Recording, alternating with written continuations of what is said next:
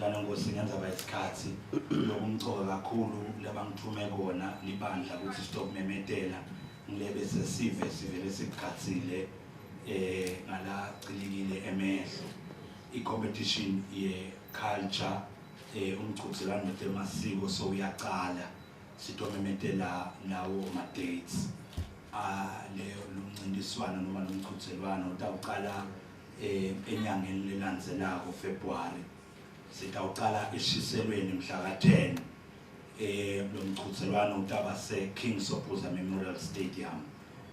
bese kuthi ngelanga lelilandzelako wedding 11 February siyabe sikamanzini siyabe semavuso Trade Center lilanga lilandzelako i-weekend lilandzelako sikahoho mhla ka-17 umgcibelo wakhona umchuthelwano utaba usebuhleni egroundini la sihlale sibakhona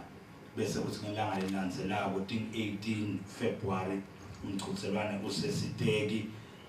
ngasegroundini ngenhla kwebus regulars bamabakhona khona ngane ngosiloku umcoka kakhulu le ngiphathiswe kona ukusho ukucela sive ikakhulu bobabe bantu abengusilaba bokumango bobabe dikhulu nesive kweke ukuthi ema-forms abe asabuyile ema-ofisini abo-RA angakashayi 26 January ugcizelele kuloko ngane ngosimweni ukuthi sesivile ngemvokodo emuhle kusukela khona ema-ofisini abo-RA indlela lekuthathwa ngayo lama-registration form lo mgcumo omkhulu kakhulu lusasasa lale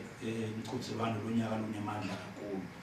besithola tincingo ngane ngosi nathi nakulabanye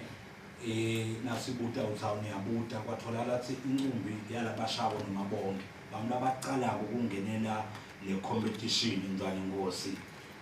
kulomnyaka ngoba nabanye sebayadi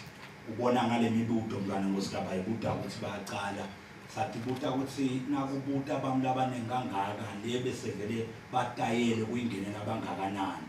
ugcizelela kuloko ngane ngosi ukuthi kubete losala ngaphandle ngabo ke lo 26 January abe asabile onke emaform khona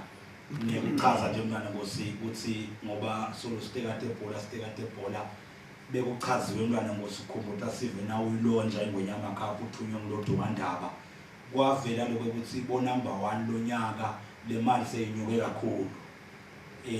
kuneminyaka lesigcine ngawo ukuthata emaswati ukuthi licatha mbamba mhlamba kusinicatha amaqatha nje milinyane esilakhona Ingwenyama ingosi Mswati wesithathu iyenyuse mbamba imali ka-culture beva abantu noma silonja abagathi phinde futhi taphinde vele emaphepheni kuloko lesithunywe kona sibonga kakhulu kuwengane ngosi nebandla nayo yonke imedia lesibonga kumngane ngosi ihamba nathi ema-journalist nje bekashayela namhla bathi nathi sesanika lipage lelikhulu ngoba kupheki bayibhola sibonga lokho mntwana ngosi ukuthi bayabona lokho ukuthi iphupho lengwenyama kwakuthi ibhola netemasiko kusekelane kuye embili lesithombe sibe sihle mntwana ngosi muloko sibonga lokho ngosi.